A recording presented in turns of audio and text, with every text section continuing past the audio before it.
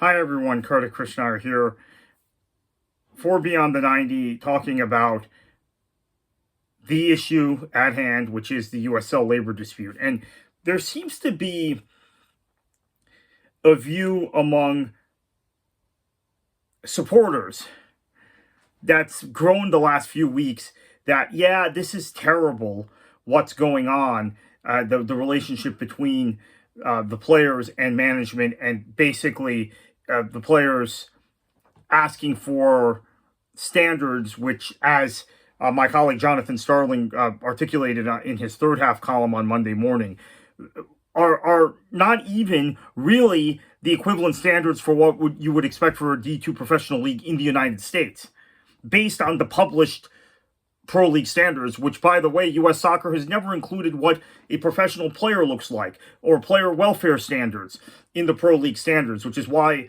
the whole thing is a canard. Among many reasons why the entire construct of the pro league standards, which was, I argue, done to limit competition and effectively hold certain elements in place which prevent us from unleashing our potential as a soccer playing nation, as a football playing nation. But in addition, there were no standards about player welfare, player contracts, player compensation, that sort of thing. So as Jonathan has, I think, correctly articulated, given where USL represents they are now, and given where the landscape of soccer is in the United States, what the players are actually demanding is at the low end of probably what they should be getting. I tend to agree with that. Now, I would push back a little bit and say the players accepted a CBA in 2020 to begin in 2021 in the USL Championship. That wasn't so great, but they just wanted to make a deal. So they made a deal which kind of undervalued them, their own assets, that undervalued themselves. And so if there's going to be incremental builds from that initial CBA, you are going to not get everything maybe that you think you're worth. That's one aspect of the conversation. That's not the aspect I want to have today. The aspect I want to have today is fans that tell me, well, my club is fine. My club is fine. My club is fine. It's those other guys. Oh, it's USL HQ, or it's other clubs. And the two clubs I hear named all the time are Hartford and Las Vegas, okay? And those two are very obvious. They're very, very obvious.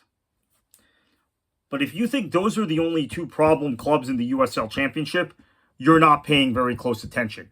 If you don't think your club is in some way a problem club, you're not paying close attention. Because I will say this, as beautifully as Lou City and Sacramento and Tampa Bay and some others operate in this league, San Antonio, now Lexington, Rhode Island, are they creating the pressure points within the league to where this negotiation goes in a different direction?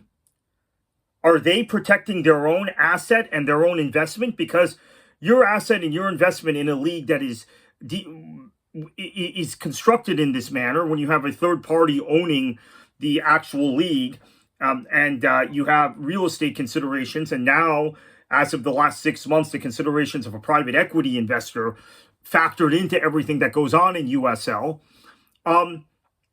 Is your investment, if you're Kevin Nagel in San Antonio, if you're in Sacramento, or if you're Brett Johnson in Rhode Island, is your investment protected by letting the Hartfords and the Las Vegases win the day? I'd say no. I say no. So I think if you are a supporter and you say, and you hide behind the Dodge, my club is okay. My club's doing fine. They're not the problem. It's those guys. It's Hartford. To me, right now, at this point, every club's a problem, because I did not think we would be February 15th, 16th, 17th having these conversations. As much as we talked about the potential for this, I did not believe that we would get to this point without a deal and without really being close to a deal. So if you're a supporter, you want to see players properly compensated, you want to see this product evolve, you want to see the U.S. reach its potential as a soccer playing nation, now is the time to ask to people you have relationships with at the club you support, where they stand on this. Are they applying pressure? Are they talking to Paul McDonough and saying, hey, Mr. McDonough, Mr. Allenbaugh, Jeremy Allenbaugh, the head of the USL Championship, we need a deal. Compensate the players properly. Give them, you don't have to give them everything they're asking for, but let's get this done. Don't let Hartford and Las Vegas, and by the way, again, it's more clubs than just those two, but we'll stick to those two because those are the two that are out in public. And I don't want to out any other clubs at this point. I'm just telling you, those two may not be the worst two, believe it or not. I mean, they're down there, but they may not be the worst two. But put pressure on your clubs. Make a deal. And accordingly, if you know players,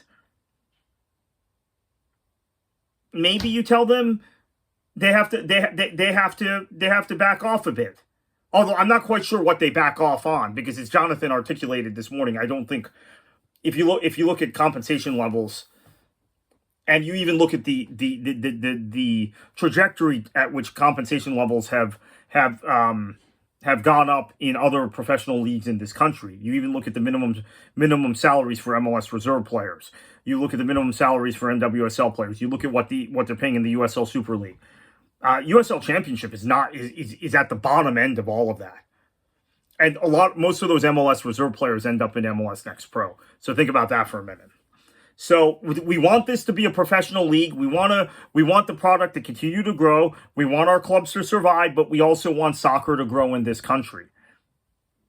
I think it's pretty straight, pretty clear what you as a supporter have to do.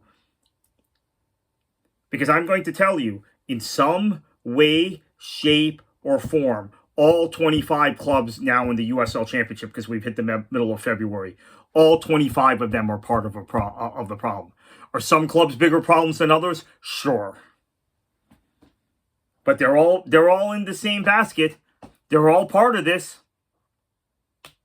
And we have no deal, and we're not close.